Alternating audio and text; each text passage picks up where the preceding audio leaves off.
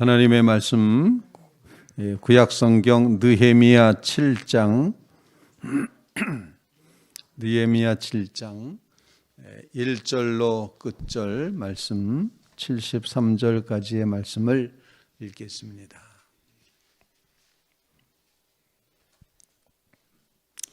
느헤미야 7장 1절로 73절 말씀까지 인내심을 가지고 한번 같이 읽도록 하겠습니다. 교독합니다.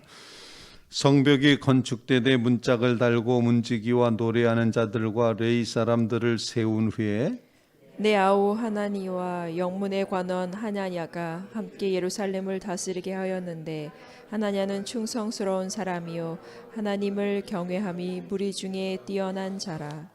내가 그들에게 이르기를 해가 높이 뜨기 전에는 예루살렘 성문을 열지 말고 아직 파수할 때에 곧 문을 닫고 빗장을 지르며 또 예루살렘 주민이 각각 자기가 지키는 곳에서 파수하되 자기 집 맞은편을 지키게 하라 하였노니 그 성읍은 광대하고 그 주민은 적으며 가옥은 미처 건축하지 못하였음이니라.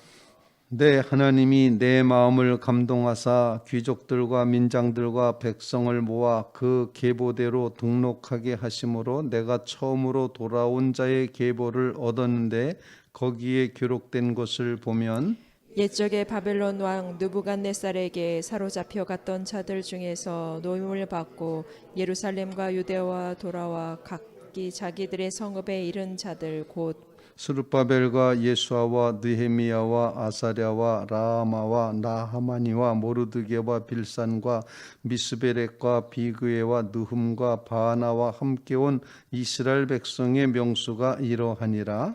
바로스의 자손이 2170명, 스바다 자손은 372명이요 아라 자손이 652명이요 바한 모압 자손 곧 예수아와 요압 자손이 2818명이요 엘람 자손이 1254명이요 사두 자손이 845명이요 삭게 자손이 760명이요 빈누이 자손이 648명이요 무베 자손이 628명이요 아스갓 자손이 2322명이요 아도니감 자손이 667명이요 비구의 자손이 2067명이요 아딘 자손이 655명이요 아델 자손 곧 히스기야 자손이 98명이요 하숨 자손이 328명이요 베세 자손이 324명이요 하림 자손이 120명이요 기브온 사람이 95명이요 베들레헴과 누보아 사람이 880명이요 아나도 사람이 128명이요 벨라마스 사람이 42명이요 기다디아림과 그비라와 보에로 사람이 743명이요 라마와 게바 사람이 621명이요 믹마스 사람이 122명이요 베델과 아이 사람이 123명이요 기타드보 사람이 50명이요 기타 엘람 자손이 1254명이요 하림 자손이 320명이요 여리고 자손이 345명이요 로드와 하딧과 오노 자손이 721명이요 스나 자손이 3930명이었느니라 제사장들은 예수아의 집 여다야 자손이 973명이요 임멜 자손이 바스울 자손이 1247명이요 하림 자손이 1007명이었느니라 레위 사람들은 호두아 자손 곧 예수아와 간미엘 자손이 74명이요 노래하는 자들은 아삽 자손이 148명이요 문지기들은 살름 자손과 아델 자손과 달문 자손과 악국 자손과 하디다 자손과 소베 자손이 모두 138명이었느니라 느디님 사람들은 자손과 하수 바손과 나바오 자손과 게로스 자손과 시아 자손과 바돈 자손과 르바나 자손과 하가바 자손과 살메 자손과 하난 자손과 깃델 자손과 카할 자손과 르야야 자손과 르신 자손과 느고다 자손과 갓산 자손과 우사 자손과 파세아 자손과 베세 자손과 모이님 자손과 느비스심 자손과 박복 자손과 하그바 자손과 할훌 자손과 바슬리 자손과 무히다 자손과 하르사 자손과 바르고스 자손과 시스라 자손과 데마 자손과 느시아 자손과 하디바 자손이었느니라. 솔로몬의 신하의 자손은 소대 자손과 소베렛 자손과 브리다 자손과 야알라 자손과 다르곤 자손과 깃델 자손과 스바다 자손과 핫딜 자손과 보게렛 하스바임 자손과 아몬 자손이니 모든 느디빈 사람과 솔로몬의 신하의 자손이 392명이었느니라. 델멜라와 델하르사와 그룹 아돈과 임멜로부터 올라온 자가 있으니 그들의 종족이나 계보가 이스라엘에 속하였는지는 증거할 수 없으니 그들은 드라야 자손과 도비아 자손과 느고다 자손이라. 모두 642명이요. 제사장 중에는 호바의 자손과 학고스 자손과 바르실레 자손이 바르실레는 길르앗 사람 바르실레의 딸 중에 하나로 아내를 삼고 바르실레의 이름으로 불린 자라.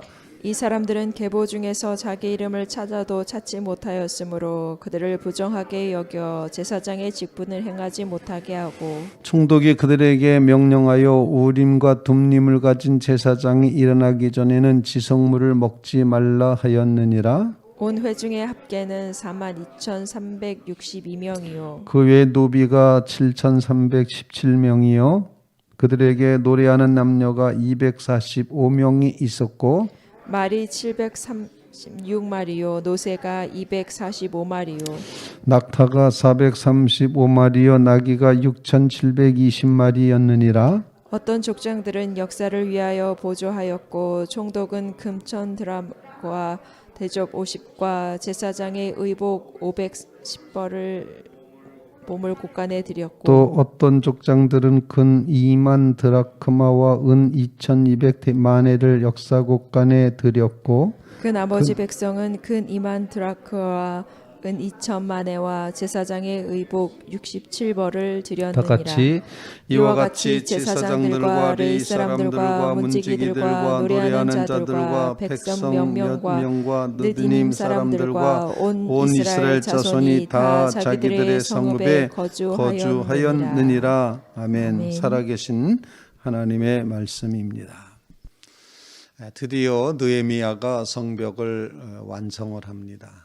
그리고 그 성벽을 이제 지키도록 그렇게 요청을 하고 하나님께서 느헤미야의 마음에 깊은 감동을 주셔서 그래서 현재 있는 사람의 명단을 이제 작성하려고 하다 보니 초창기에 왔던 제1차 바벨론 포로에서부터 돌아온 파사제국의 고레스 왕의 칙령을 따라서 돌아왔던 사람들의 등록부를 보게 되어서 그 등록부를 오늘 본문이 기록을 하고 있습니다. 이미 에스라 2장에 이 족보가 기록이 되어 있었습니다. 물론 약간의 차이가 좀 있긴 합니다.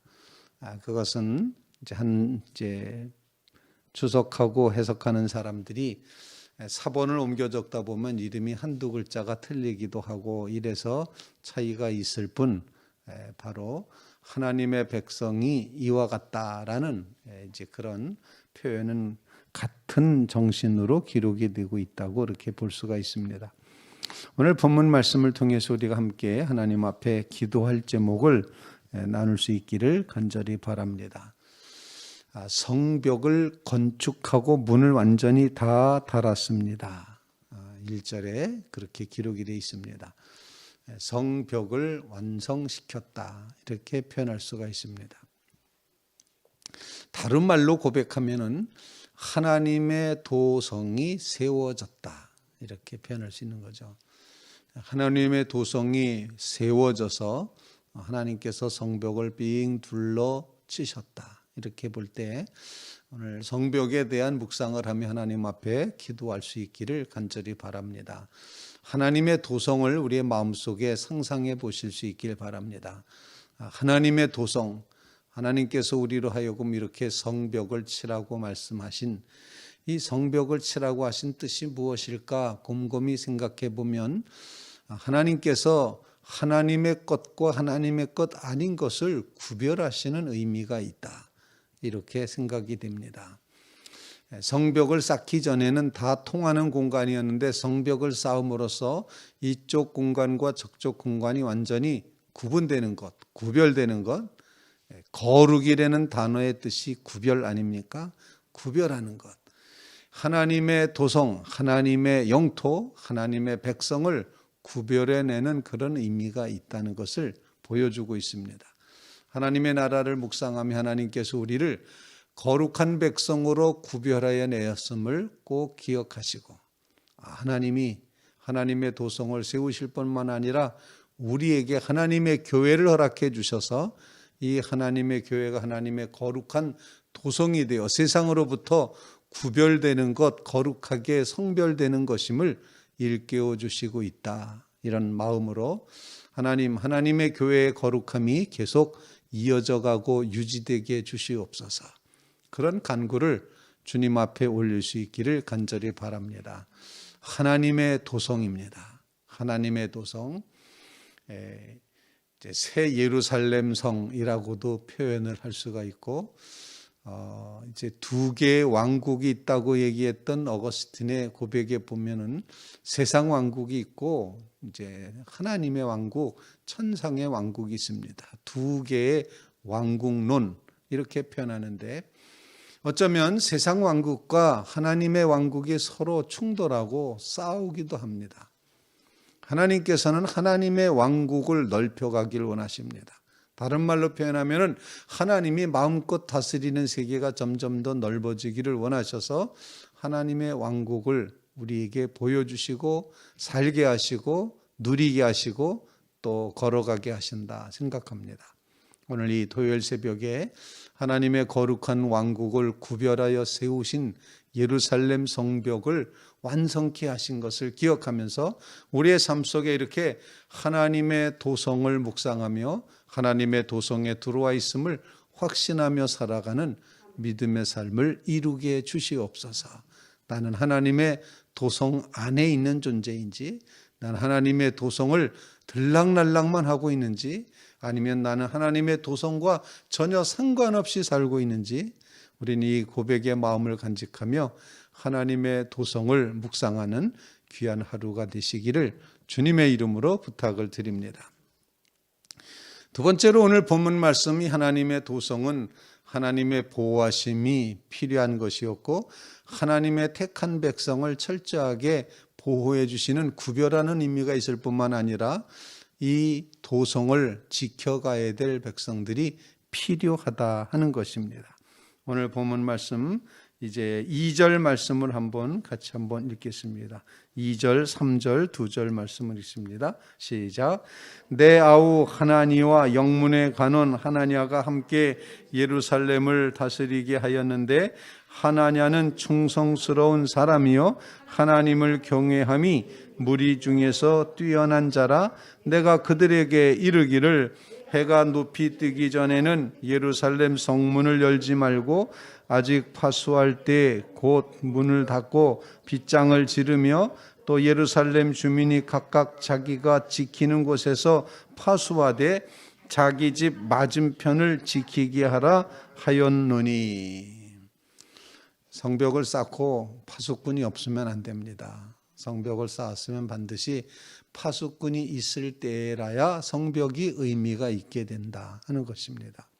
그래서 느헤미야는 자기 이제 동생이라고 이렇게 표현되어 있는데 자기가 이제 파사 제국에 있을 때 수상궁에 있을 때 그때 이제 예루살렘의 소식을 전해 주었던 사람이 하나니라는 사람이었습니다. 그리고 궁중 대신으로 같이 그 파사 제국에서 일했던 사람이 바로 하나냐라는 사람인데 이렇게 경건한 사람, 하나님 앞에 하나님을 두려움으로 섬기는 충성스러운 사람들을 믿을 만한 사람들을 예루살렘을 다스리도록 그 성 안을 다스리도록 그렇게 놓고 명령하는 것은 잘 지켜야 된다는 것입니다. 해가 뜨기 전에는 문 열지 말아라. 그리고 문 닫을 때는 반드시 문이 잘 잠궈져 있는지 철저하게 빗장을 질러야 된다. 이렇게까지 표현을 하면서 성문을 열 때는 해가 높이 떠야지 열 수 있고, 그리고 이제 파수하는 동안 문을 닫고 빗장을 반드시 지르도록 하고, 그리고 각자의 집 맞은편을 경계하도록 하자. 그래서 맡겨진 이 보호의 책임, 파수꾼의 사명을 본문에서 가르쳐주고 있습니다. 하나님의 도성에는 반드시 파수꾼이 필요하다는 것. 두 번째 우리가 묵상하는 제목은, 기도의 제목은 하나님 우리를 파수꾼으로 세우셨습니다 라는 것입니다. 여러분 모두 깨어 기도하는 믿음의 파수꾼들이십니다. 이 사실을 기억하며 하나님 우리로 하여금 깨어 기도하게 하시고 깨어 지키게 하시고 깨어 보호하게 하심을 기억하며 이제 정말 파수꾼의 사명을 잘 감당하는 그런 자리에 있게 하여 주시옵소서. 여러분이 파수꾼의 사명이 있음을 꼭 기억하시기를 간절히 바랍니다. 새벽을 깨워 새벽에 도우시는 하나님 앞에 기도하며 나가는 믿음의 성도들, 여러분들이 기도의 파수꾼이십니다. 파수꾼은 뭐 하는 것입니까? 지키는 겁니다. 적군이 쳐들어오지 못하도록 경계하는 것입니다. 바로 이와 같이 파수꾼의 사명, 끊임없이 밀려드는 죄악의 세력들 앞에 서서 당당하게 파수꾼의 믿음으로 지켜가는 주의 성도들 다 되시기를 주님의 이름으로 부탁을 드립니다. 파수꾼이 졸면 어떻게 됩니까? 무너지는 것입니다. 파수꾼이 딴짓을 하고 있으면 어떻게 되는 겁니까? 그것은 제 사명을 다 못하는 것입니다. 그러므로 믿음의 파수꾼으로서 세움받은 주의 성도 여러분들 모두 하나님의 도성의 파수꾼으로 세움받아 싸우니 기도하게 하시고 말씀 읽게 하시고 주님과 동행하게 하시고 주님을 찬양하며 나가게 하시고 주님께서 원하시는 뜻이 무엇인가를 늘 깨어 바라보며 기도하며 그렇게 살아가는 삶이 되게 해 주시옵소서. 사랑하는 성도 여러분 모두가 다 여러분의 가문에 있어서 여러분의 가정에 있어서 신앙의 파수꾼이 되시기를 주님의 이름으로 부탁을 드립니다. 무너지지 않도록 또 부서지지 않도록 적군이 쳐들어오지 못하도록 믿음으로 방벽을 쌓아가는 진정한 파수꾼, 정말 하나님 앞에 이렇게 깨어 기도하는 주의 성도들 다 되시기를 주님의 이름으로 부탁을 드립니다. 세 번째로 오늘 본문 말씀을 읽으면서 기도하게 하시는 제목이 있습니다. 왜 이렇게 성경에는 족보가 많을까? 이런 생각을 해보면서 이것은 이 족보라는 것을 묵상할 때, 계보라는 것을 묵상할 때, 이 인명부, 등록부를 묵상해 볼 때 이것은 하나님의 백성을 하나님께서 구별해 내신다는 것을 일깨워주고 있습니다. 하나님의 백성인지 아닌지가 참으로 중요하다는 것입니다. 오늘 본문에 보면은 이 하나님의 백성인지 아닌지 구별할 수 없는 사람들을 명단에서 빼버렸다 이렇게 표현을 하기도 하고 있습니다. 64절 말씀 같이 한번 읽어보겠습니다. 64절입니다. 시작. 이 사람들은 계보 중에서 자기 이름을 찾아도 찾지 못하였으므로 그들을 부정하게 여겨 제사장의 직분을 행하지 못하게 하고. 아주 확실하게 하나님의 백성이 인정되고 이제 그것이 완전히 인증이 가능할 때라면 하나님 백성이다. 하나님의 거룩한 일들을 이룰 수가 있다. 이렇게 아주 철저한 명단이었음을 보여주고 있습니다. 하나님의 백성 아무개와 몇 명이다. 아무개 몇 명이다. 계속 반복되어 나오는데 아마 이스라엘 백성들, 특별히 지금 바벨론 포로에서부터 들어와 있는 이스라엘 백성들은 긴장해서 이 명단 읽는 것을 듣고 있었을 것입니다. 언제쯤 우리 가문의 이름이 불릴까? 언제쯤 내 이름이 불릴까? 잔뜩 긴장해서 이 명단을 듣고 있었을 것이다 생각을 합니다. 그러다가 잔뜩 긴장을 하면서 이제 듣고 있다가 자기 가문과 자기 이름이 나왔습니다. 내가 하나님의 백성이구나. 얼마나 감격하며 그 순간을 지냈을까를 생각해 보게 됩니다. 사랑하는 성도 여러분, 여러분의 생명록에 기록된 이름이 존귀하다는 사실 꼭 기억하시고 이렇게 하나님의 백성으로 명단이 작성된다는 것은 너무도 귀중하다 생각을 합니다. 코로나 바이러스 사태로 인해서 우리가 함께 예배드릴 수가 없습니다. 그렇지만 제가 요즘 조사하고 있습니다. 과연 우리 교회 교우의 명단은 어떻게 될 것인가? 명단을 다시 한번 조사를 하고 있습니다. 예배에 나오시는 분들 명단을 씁니다. 주님 앞에 온라인으로라도 헌금을 드리는 분들의 명단을 쭉 작성을 합니다. 그리고 거기서 빠져버린 분들이 어떤 분들인가 확인해 가도록 명단을 다시 작성하고 있다. 여러분, 하나님 나라 백성의 명단에서 결코 제외되어서는 안 된다는 것입니다. 하나님 앞에 그렇게 예배함으로 나아가는 것, 하나님의 백성 되었다는 확신, 이것이 오늘 본문에서 이렇게 수많은 총계를 거기 쭉 밝혀놓고 있죠. 온 회중의 합계가 42,360명, 그리고 노비들은 더 많은 것 같습니다. 7,337명. 이렇게 총 숫자를 밝혀놓고 있는데 하나님의 백성의 명단에 들어간다는 것 얼마나 소중한 것인가. 이 족보를 놓고 이 명단을 놓고 하나님 앞에 기도하며 주여 우리의 이름이 주님의 생명록에 기록되기를 간절히 원하나이다. 함께 주님 앞에 기도하며 거룩한 하나님의 백성의 명단에 들어가게 하신 것, 그 반열에 서게 하신 것 하나님께 감사하며 영광 돌립니다.